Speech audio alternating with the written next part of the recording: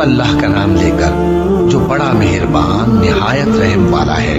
اے نبی، ہم نے تم کو فتح دی، فتح بھی کھلی اور واضح، تاکہ اللہ تمہاری اگلی اور پچھلی کوتاہیاں بخش دے اور تم پر اپنی نعمت پوری کر دے اور تم کو سیدھے رستے چلاتا رہے، اور تاکہ اللہ تمہاری بھرپور مدد کرے۔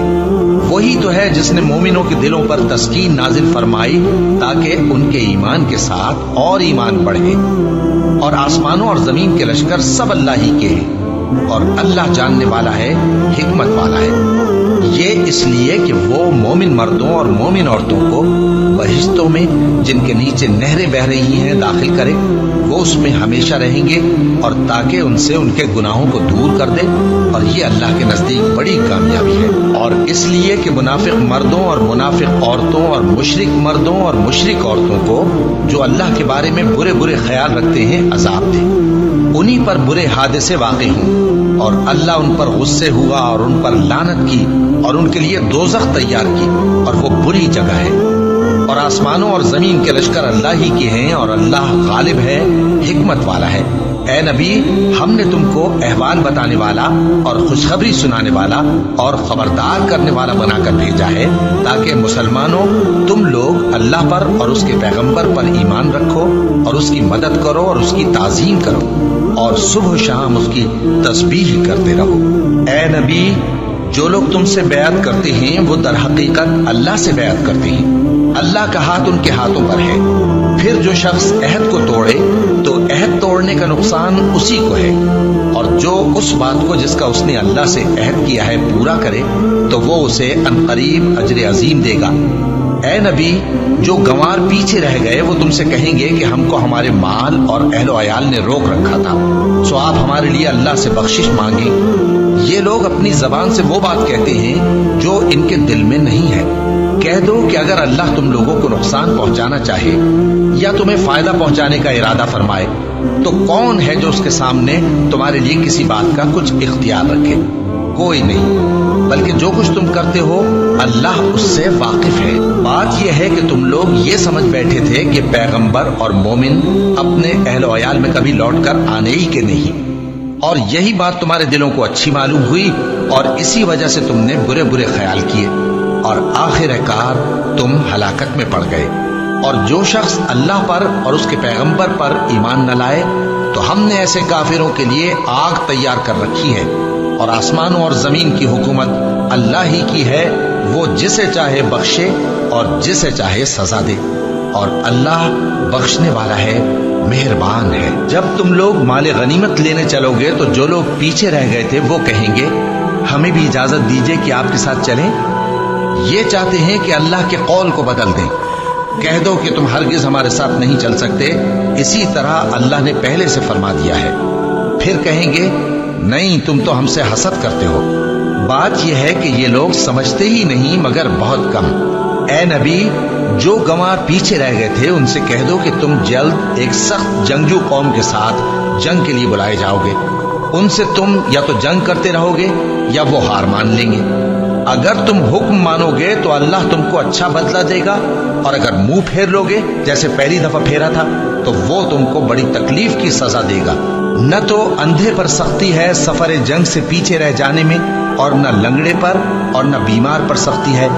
اور جو شخص اللہ اور اس کے پیغمبر کے فرمان پر چلے گا اللہ اس کو بہشتوں میں داخل کرے گا جن کے نیچے نہریں بہہ رہی ہیں، اور جو روح گردانی کرے گا وہ اسے دردناک عذاب دے گا۔ اے پیغمبر، جب مومن تم سے اس درخت کے نیچے بیعت کر رہے تھے تو اللہ ان سے خوش ہوا، اور جو صدق و خلوص ان کے دلوں میں تھا وہ اس نے معلوم کر لیا تو ان پر تسکین نازل فرمائی اور انہیں جلد فتح عنایت کی، اور بہت سی غنیمتیں وہ آئندہ بھی حاصل کریں گے، اور اللہ غالب ہے، حکمت والا ہے۔ اللہ نے تم سے بہت سی غنیمتوں کا وعدہ فرمایا ہے کہ تم ان کو حاصل کرو گے، پھر اس نے یہ غنیمت تمہیں جلدی سے دلوا دی اور لوگوں کے ہاتھ تم سے روک دیے۔ غرض یہ تھی کہ یہ مومنوں کے لیے اللہ کی قدرت کا نمونہ بن جائے اور وہ تم کو سیدھے رستے پر چلائے، اور کچھ اور غنیمتیں دے گا جن پر تم قدرت نہیں رکھتے، اور وہ اللہ ہی کی قدرت میں ہیں، اور اللہ ہر چیز پر قادر ہے۔ اور اگر تم سے کافر لڑتے تو وہ پیٹ پھیر کر بھاگ جاتے، پھر وہ کسی کو نہ دوست پاتے اور نہ مددگار۔ یہی اللہ کی عادت ہے जो पहले से चली आती है, और तुम अल्लाह की आदत में कभी तब्दीली न पाओगे। और वही तो है जिसने तुमको इन काफिरों पर फतहयाब करने के बाद सरहद मक्का में उनके हाथ तुमसे और तुम्हारे हाथ उनसे रोक दिए, और जो कुछ तुम करते हो अल्लाह उसको देख रहा है। ये वही लोग हैं जिन्होंने कुफ्र किया और तुमको मस्जिद हराम से रोक दिया, और कुर्बानियों को भी कि अपनी जगह पहुंचने से रुकी रहें।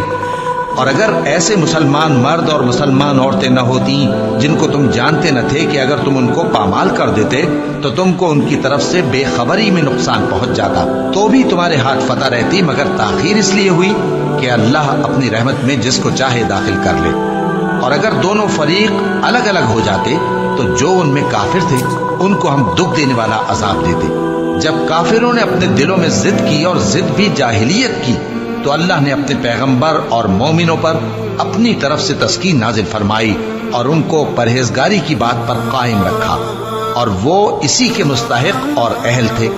और अल्लाह हर चीज से खबरदार है। बेशक अल्लाह ने अपने पैगंबर को सच्चा और सही ख्वाब दिखाया था कि तुम इंशाअल्लाह मस्जिद हराम में अपने सर मुंडवाकर या अपने बाल तरशवाकर अमन व अमान से दाखिल होगे और किसी तरह का खौफ न करोगे। जो बात तुम नहीं जानते थे अल्लाह को मालूम थी, सो उसने उससे पहले ही जल्द एक फतह अता फरमाई। वही तो है जिसने अपने पैगंबर को हिदायत की किताब और दीन हक देकर भेजा ताकि उसको तमाम दीनों पर गालिब करे, और हक साबित करने के लिए अल्लाह ही काफी है। मुहम्मद सल्लल्लाहु अलैहि वसल्लम अल्लाह के पैगंबर हैं, और जो लोग उनके साथ हैं वो काफिरों के मुकाबले में तो सख्त हैं और आपस में रहमदिल। ऐ देखने वाले, तू उनको देखता है कि अल्लाह के आगे झुके हुए सर बसुजूद हैं और अल्लाह का फजल और उसकी खुशनुदी तलब कर रही हैं। कसरत सुजूद के असर से उनकी पेशानियों पर निशान पड़े हुए हैं। उनके यही औसाफ तौरात में हैं और यही औसाफ इंजील में हैं। वो गोया एक खेती है जिसने पहले जमीन से अपनी सुई निकाली, फिर उसको मजबूत किया, फिर मोटी हुई और फिर अपने तने पर सीधी खड़ी हो गई और लगी खेती वालों को खुश करने ताकि काफिरों का जी जलाए। जो लोग उनमें से ईमान लाए और नेक अमल करते रहे उनसे अल्लाह ने गुनाहों की बख्शिश और अजर अजीम का वादा किया है।